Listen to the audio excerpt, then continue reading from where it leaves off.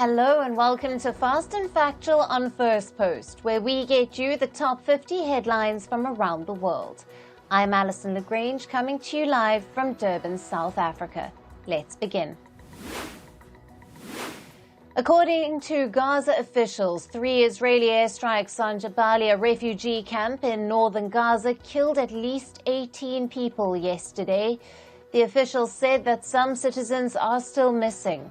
The strikes come after Israeli troops pulled out of Jabalia camp earlier this month. The Israeli Defense Minister Yoav Gallant warned Hezbollah during his Washington visit. He said that the Israeli military is capable of taking Lebanon back to the Stone Age. But his government prefers a diplomatic solution to the Israel-Lebanon border conflict. Gallant said that Israel cannot accept Hezbollah military formations on the border with Lebanon. Yemen-based Houthis claim to have attacked a ship in Israel's Haifa port with drones. The Yemen-based group said that the assault on a Portuguese-flagged container ship was a joint operation with the Islamic resistance in Iraq. However, the Israeli military has said that there was no indication of anything unusual at Haifa port. And according to North Korean media, the country successfully tested a missile carrying multiple warheads. Pyongyang reportedly used engine equipped with a solid fuel-based intermediate and long-range ballistic missile for the test. However, South Korea rejected the claim, calling it a deception to mask a failed launch. The South American nation of Bolivia witnessed a failed coup attempt. The country's now dismissed army chief has been arrested for sending tanks and troops to the presidential palace. The uprising lasted about 5 hours, after which the soldiers pulled back. The attack prompted global condemnation. Amid fears of a coup, Bolivian President Luis Arce had appointed a new military chief. Jose Wilson Sanchez Velazquez has taken over as the new Commander General of the Bolivian Army. In his first order after assuming the post, he asked troops to demobilize from the streets. And the former Honduran President Juan Orlando Hernandez has been sentenced to 45 years in prison in New York. He is convicted for teaming up with drug traffickers for over a decade and sending over 400 tons of cocaine to the U.S. He also faces a $8 million fine. And British Prime Minister Rishi Sunak and his opponent Labour Party Keir Starmer clashed in their final debate before the UK elections next week. Sunak criticised Starmer on migration, tax and women's rights, urging voters not to support the Labour Party, while Starmer accused Sunak of lacking leadership amid a betting scandal involving Conservative officials. Veteran BJP leader Al-K Advani has been admitted to the All India Institute of Medical Sciences in New Delhi. He is reportedly suffering from age-related health issues and has been kept under observation in geriatric department. The hospitalization comes 3 months after he received the highest civilian honor, the Bharat Ratna Award. International credit rating agency Fitch has downgraded the Maldives' rating to its lowest level. Fitch has cited the country's declining foreign reserves and rising external debt.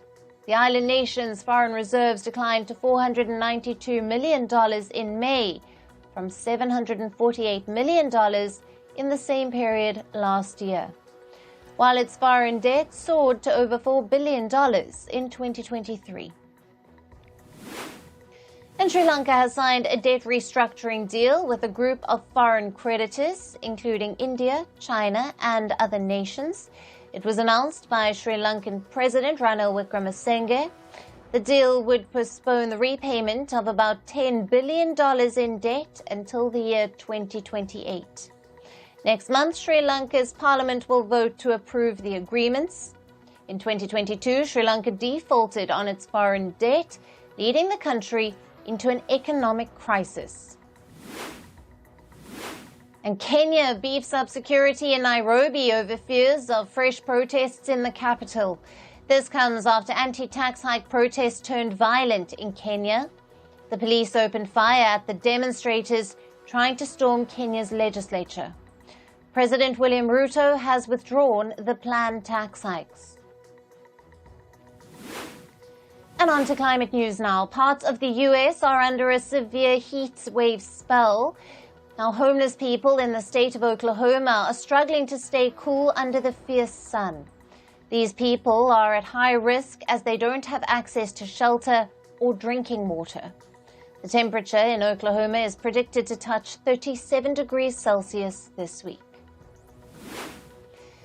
A wildfire in the U.S. state of Oregon is growing rapidly. The wildfire near Oregon's high desert has forced the evacuations of hundreds of people. According to officials, about 30% of the fire has been contained. And Pakistan continues to reel under scorching heat. Sweltering temperatures have killed at least 450 people in 4 days in Pakistan's biggest city, Karachi. The port city has been hit with extremely hot weather, with the mercury soaring above 40 degrees Celsius for 3 consecutive days till yesterday. After weeks of heat waves, India is now bracing for the monsoon season. Weather officials have predicted that India's capital, New Delhi, and its nearby areas are likely to experience thunderstorms and rainfall this week. The officials also predicted that Maharashtra state's Mumbai city would also receive heavy to moderate rainfall for the next 5 days. Heavy rainfall and lightning strikes killed nearly 20 people in 2 days in Nepal. Rain also triggered landslides and flash floods in various parts of the country. Dozens of houses were swept away and several trees were uprooted. According to reports, 33 districts in Nepal have been affected by monsoon rainfall so far. In Indonesia, climate change is threatening the livelihood of the farming Tenggeri's community. Thousands gathered at Mount Bromo to pray for rainfall so that their crops can ripen and their livelihoods improve. Due to scarce rains, the farming community is only able to harvest some crops only once instead of thrice a year. Now, heavy rain and hail hit the Spanish city of Madrid.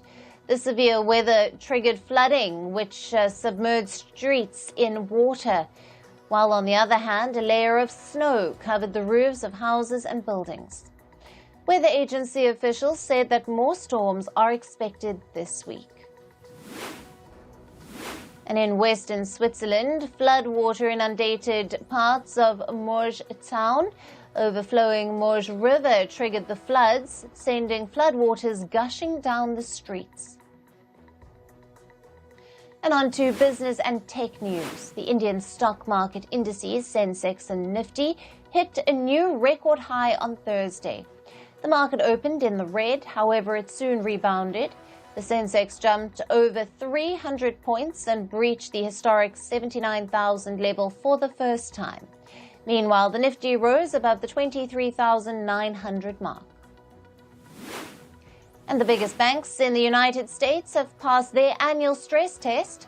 The Federal Reserve said that all 31 banks that it examined were able to absorb large amounts of losses. These banks include JP Morgan Chase and Goldman Sachs, among others. Every year, the U.S. Central Bank tests if large banks in the country can withstand severe recession scenarios. These include high unemployment and a sharp fall in housing prices. And German engineering firm Robert Bosch is reportedly looking to buy American appliance maker Whirlpool. Bosch is in talks with its advisors to make an offer for Whirlpool. The move is expected to boost the German firm's position in the electric appliance market. Meanwhile, reports say Qatar Airways is looking to acquire about 20% stake in Virgin Australia Airlines. Qatar Airways is in talks with investment firm Bain Capital, the owner of Virgin Australia. This comes after Qatar Airways plans to expand in the Australian market, which was rejected last year. And Elon Musk's rocket firm SpaceX has been awarded an $843 million contract from NASA. Under the deal, SpaceX will develop a vehicle to dispose of the International Space Station. After 24 years of operations, the ISS is set to retire in 2030. The SpaceX vehicle is expected to guide the station as it plunges into the Earth's atmosphere. An e-commerce giant Amazon's market valuation reached $2 trillion for the first time on Wednesday. Amazon's stock price rose over 3%, pushing its market value to nearly $2.01 trillion. The e-commerce giant is only the fifth American company to achieve this valuation. This comes as stock market investors continue to pour large capital into artificial intelligence and cloud computing firms this year. Meanwhile, reports say that Amazon is planning to launch a separate section on its site featuring cheap items. The e-commerce firm will ship these items directly from its warehouses in China. As per the report, Amazon has held meetings with Chinese sellers regarding this plan, and the new marketplace is expected to help Amazon compete with Chinese e-commerce brands like Temu and Shein. Now, Indian information technology firm Infosys has settled an insider trading case with the market regulator. The 2021 case pertains to some top executives of the firm allegedly leaking sensitive information. Infosys was accused of failing to prevent insider trading. The firm has now agreed to pay a $30,000 fine to settle the case. American chipmaker Micron Technology has surpassed market estimates in its third quarter earnings. Micron reported $6.8 billion in revenue for the last quarter. The earning was driven by a surge in demand for memory chips. Micron's memory chips are used in NVIDIA's processors, which help power artificial intelligence. And Japanese investment giant SoftBank is reportedly planning to invest in the American artificial intelligence startup Perplexity AI. Now, the investment is a part of SoftBank's Vision Fund 2, which aims to help budding tech firms. SoftBank's investment is estimated to be between $10 to $20 million. Now, this would help Perplexity achieve a market value of $3 billion. And moving to sports now, and we start with cricket. South Africa have entered the finals of the T20 World Cup. They defeated Afghanistan by 9 wickets in a low-scoring match in the semis.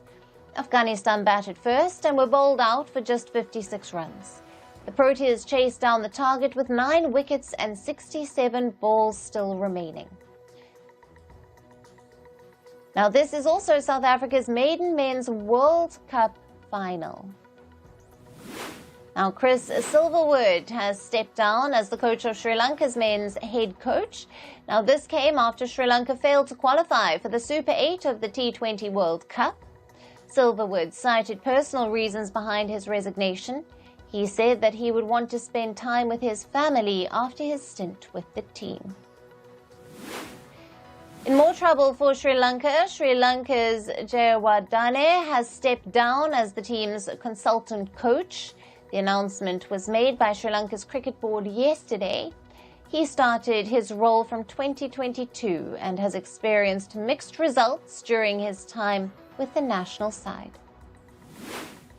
And in football news, Georgia scripted history by qualifying for the last 16 of the UEFA Euro 2024. This came after a remarkable 2-0 win over Cristiano Ronaldo's Portugal. It was also Georgia's first appearance at a major international tournament. The match marked one of the biggest upsets in the history of Euro 2024. The English football team took part in a yoga recovery session. The team has been under immense pressure at the Euro 2024 for their abysmal performance. Their most recent match ended in a goalless draw against Slovenia. Captain Harry Kane and midfielder Jude Bellingham were among the players who did yoga. And Mexico's Edson Alvarez will be out of the squad for the rest of the Copa America. He has sustained a hamstring injury. The defensive midfielder was seen clutching his hamstring during Mexico's match against Jamaica.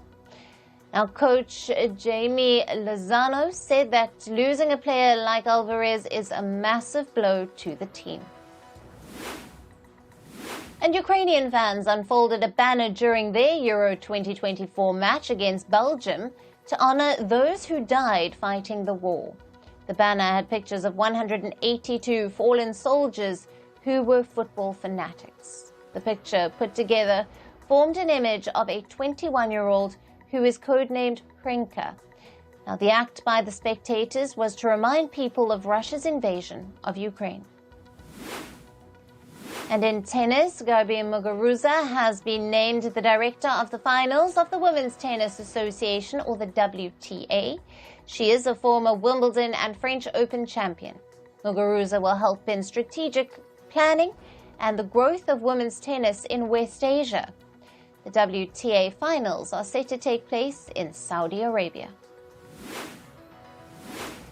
Indian cricket legend Kapil Dev has been named the president of the Professional Golf Tour of India, or the PGTI.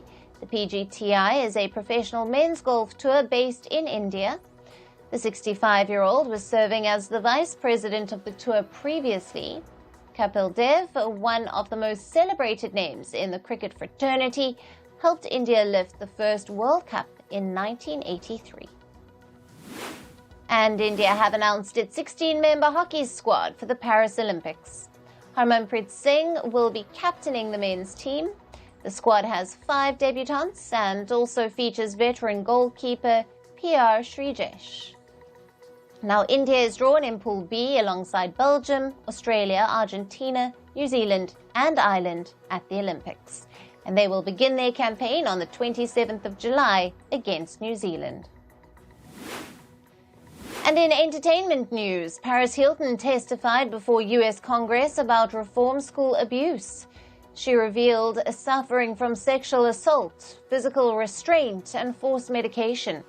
This happened during her time at the Utah boarding school for troubled teens. She took the stand to bring a change at the youth residential facilities. Khloe Kardashian doesn't believe in mincing her words. She slammed her sister Kim Kardashian in an episode of The Kardashians. The duo got into a heated argument over Kim's daughter Chicago. In a confessional video, Khloe called Kim petty and little. Now, the illustration that introduced Harry Potter to the world was sold for a record $1.9 million. It was the original cover artwork for Harry Potter and the Philosopher's Stone. The artist, Thomas Taylor, was one of the first people to read J.K. Rowling's original manuscript. Dozens of fans across the world gathered to remember pop icon Michael Jackson on his 15th death anniversary. People paid their tribute at the cemetery in the U.S., where he was laid to rest. Special flower arrangements from countries like China, Ireland, and Iran were sent to honor his memory. And UNESCO has named South Korean pop band 17 as their youth ambassadors. They have become the first ever global goodwill ambassadors for youth. They will spread the power of companionship and contribute to building a supportive and community for the youth.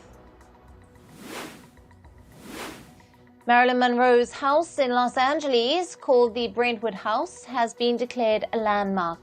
The Los Angeles City Council took the decision to help protect the property from demolition. She died in that house of an apparent overdose in 1962. And Downton Abbey 3 has gotten a September 2025 release date. The British historical drama film is currently in production in the UK.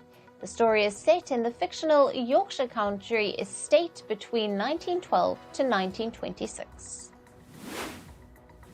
Street Fighter will release in March of 2026.